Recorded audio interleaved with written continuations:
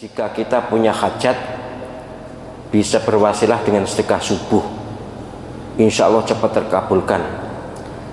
Yang saya tanyakan, definisi subuh itu kapan? Atau pas sholat subuh? Ya, sholat subuh piye lah sedekah ngarang? Atau setelah sholat subuh, atau masih jam-jam pagi subuh itu? Sebenarnya gini ya, sedekah adalah media atau wasilah kilat untuk tercapainya hajat.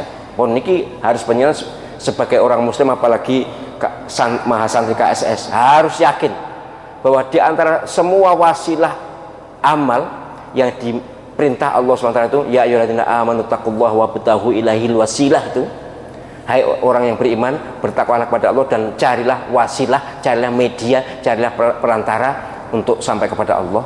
Itu yang paling top adalah sedekah. Ya, amal baik kebaikan yang lain iya bagus, ya membaca Quran bagus, tapi sedekah yes, itu jalan tol istilahnya, jalan tol menuju tercapainya hajat, jalan kilat menuju tercapainya hajat itu sedekah. Asal wajar ya, sedekah yang terukur, bukan sedekah yang berlebihan, utang lu sedekah kabeh seperti kemarin itu jangan. Itu iya, ndak usah subuh lah sedekah apapun, tapi memang ada hadis sahih bahwa sedekah subuh termasuk yang paling utama. Tapi engkau sedekah subuh tok ya jangan ya. Jadi sedekah subuh itu ya untuk memotivasi, ya seperti Rasulullah SAW dawuh, membaca Al-Quran, membaca Al-Ikhlas itu sama dengan sepertiga Al-Quran itu kan yo, terus nggak usah dipraktekkan persis itu. Terus nggur maca Quran, maca kulhu terus ping telu beres, sesuk telu ping telu neh beres, merasa wis khatam Quran. Jangan.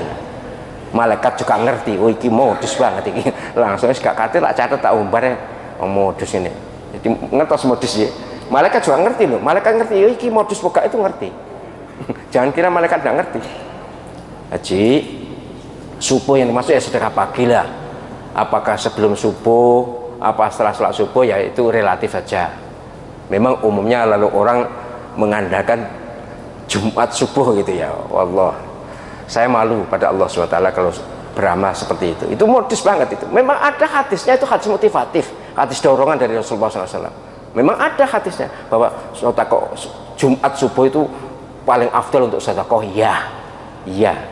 Tapi nek panjenengan sedekah Jumat subuh tok, malaikat ngerti jelas iki modus wis. Engko sesuai karo malaikat dilalek nih. Ya. Tapi sekali lagi saya sangat berharap para mahasantri KSS, mari kita beramal lillahi ta'ala. Ada motivasi dari Nabi SAW, iya kita lakukan, tapi jangan menjadi modus kita beramal. Gelem sedekah nek pas Jumat subuh tok misalnya, jangan. Gelem maca Quran maca kulhu tok, jangan. Apalagi gelem umroh atau haji nek ya akhirnya dijual di salat isyraq misalnya, ya jangan lah ya. Itu motivasi bagaimana supaya kita terpacu untuk banyak beramal. Tapi sekali lagi, makin kecil modus panjenengan, makin tipis melibatkan hajat panjenengan, insya Allah justru disitulah terjaminnya hajat.